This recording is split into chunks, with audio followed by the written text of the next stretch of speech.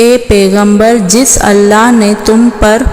قرآن کے احکام کو فرض کیا ہے وہ تمہیں پہلی جگہ لوٹا دے گا۔ کہہ دو کہ میرا پروردگار اس شخص کو بھی خوب جانتا ہے جو ہدایت لے کر آیا، اور اس کو بھی جو کھلی گمراہی میں ہے۔ اور اے نبی، تم کو امید نہ تھی کہ تم پر یہ کتاب نازل کی جائے گی، اور یہ تمہارے پروردگار کی مہربانی سے نازل ہوئی،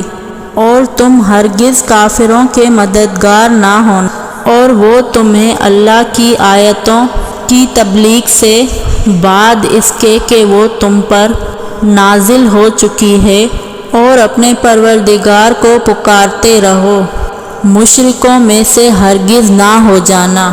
اور اللہ کے سوا کسی اور کو معبود سمجھ کر نہ پکارنا۔ اس کے سوا کوئی معبود نہیں، اس کی ذات پاک کے سوا ہر چیز فنا ہونے والی ہے، اسی کا حکم چلتا ہے اور اسی کی طرف تم لوٹ کر جاؤ گے۔